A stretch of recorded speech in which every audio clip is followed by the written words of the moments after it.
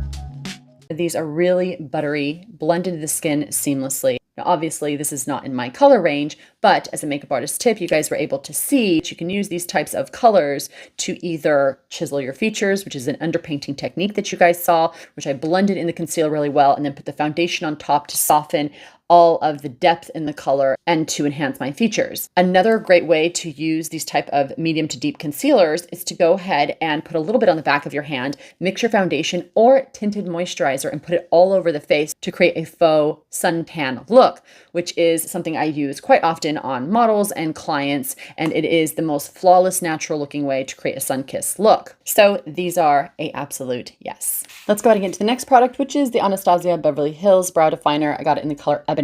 I've been using this for years, stopped for a while because I found that the product kept breaking and falling out of the tube, but I thought I'd give it another try because I absolutely love the shape of the product. I'm going to show you guys why. So I have a brow gel on right now, but I always go in and fill it back in, or if I'm in a hurry, I'll just go in with this pencil by itself and quickly stain the brow.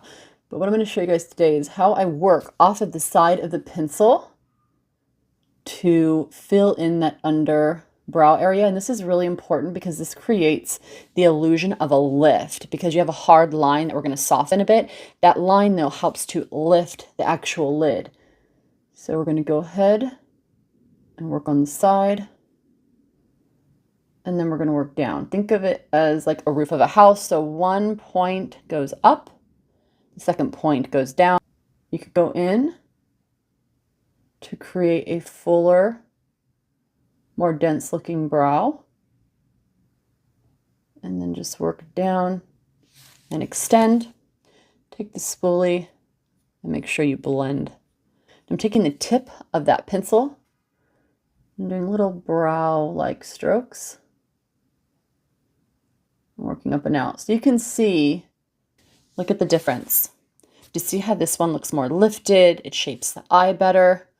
And it gives a fullness because there's more color, so it creates more of a density to the actual brow hair.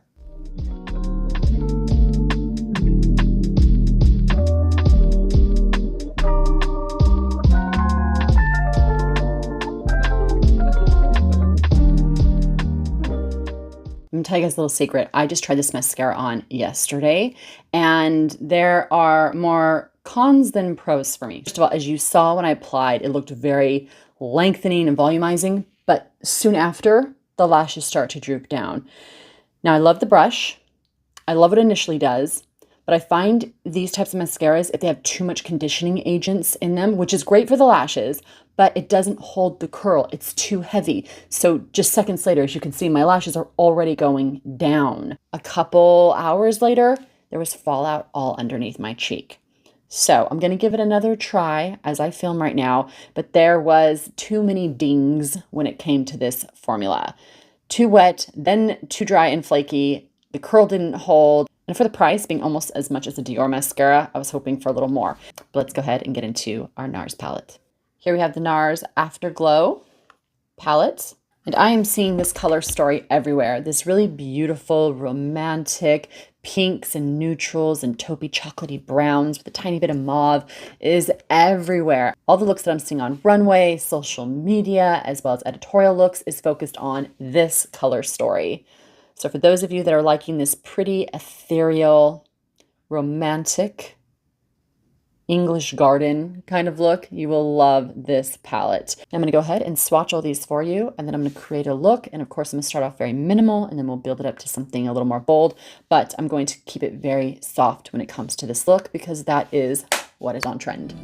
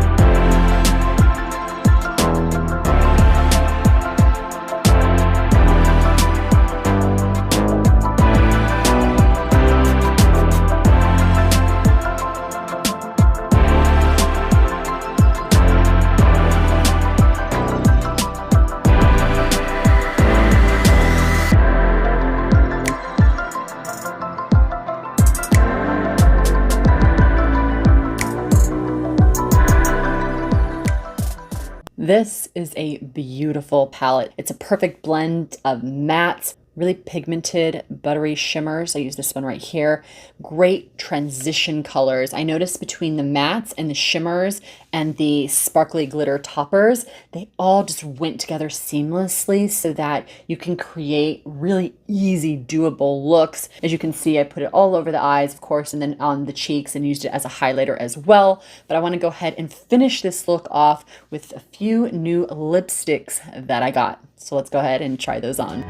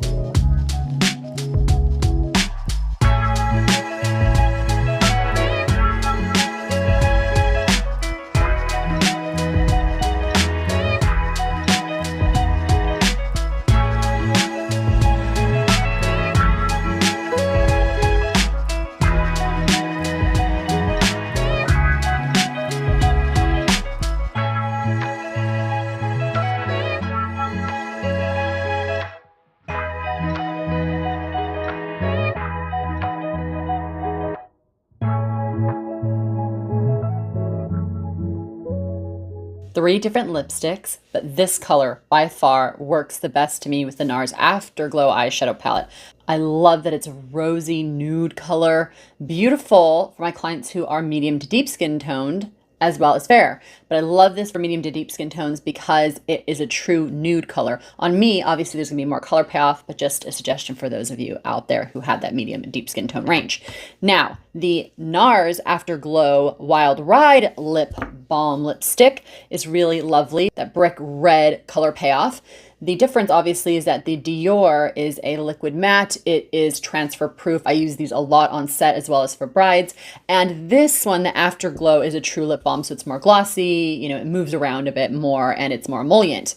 Now the new Dior gloss, these are the shimmer shades. They're kind of like a metallic pearly finish.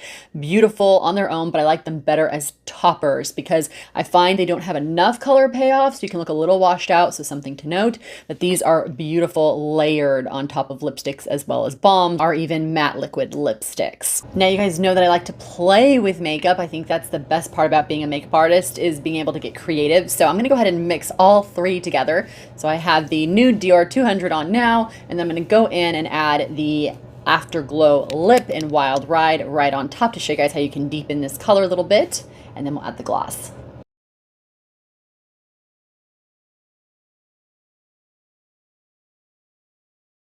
Now another pro tip for you all, taking a liquid matte lipstick as the base for your hydrating balmy satin creamy lipsticks is a great way to help with longevity as well as help for those of you who have fine lines or deeper set lines around the edge of your mouth because it gives these beautiful satin light catching lipsticks something to grab onto. So definitely recommend mix a matte, mix a satin or balm together.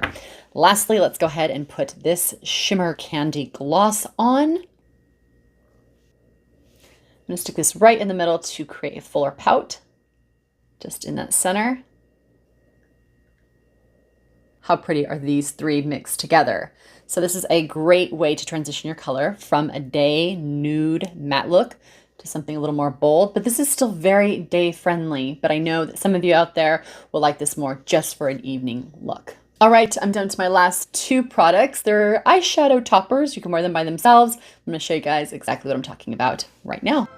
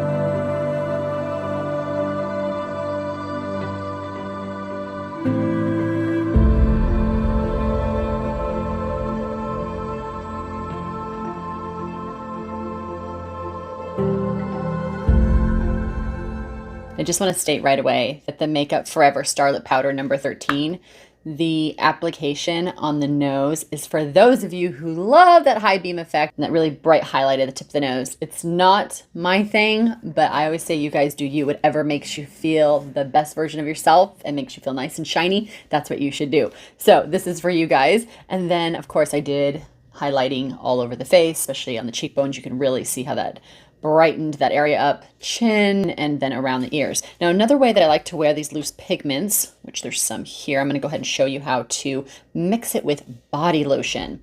So I have my Byredo hand lotion, and I like to mix it together. Now, I love to use this on set when I'm trying to create a brightening effect on the skin. This is really pretty also for legs, bridle, like collarbone, on the back if a dress goes down low. Look at how pretty this looks, how it catches light effortlessly. It also is just beautiful for an everyday glow. Look at the difference between this arm and this arm. How pretty and light catching is this side compared to this side. Well, let's go ahead and talk about these last two products briefly. The Scattered Light by Hourglass, staple in my kit, owns several. Love them for everyday wear when you want to create a brighter eyelid look and kind of create a focal point.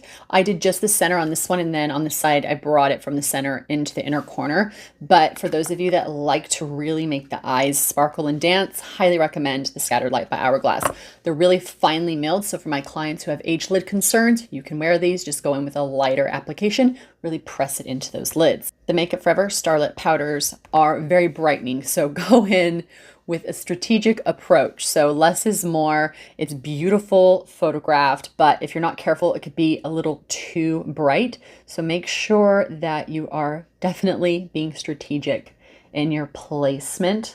I'm even blending this in just a bit more, but definitely grabs light beautifully and photographs beautifully. You just want to be very light-handed in your approach. All right, we've hit the end of the video. So many new products that I got to play with today. I hope you enjoyed trying them on with me. Hope that you guys enjoyed the artistry and the swatches, a little education in there as well. If you guys have any questions, feel free to reach out to me. As always, thank you so much for watching today. And I want to go ahead and take just a minute to thank you all for a great 2023. I've met new people, my channel is growing, and I just couldn't be more grateful. So thank you so very much. Now, as always, if you guys like what you're seeing here on Cheri Voyage, you want to support the content, artistry, education, it's so easy to do. All you need to do is subscribe. Use those affiliate links down below. When you shop, I get a small commission. It helps me to continue to do this channel.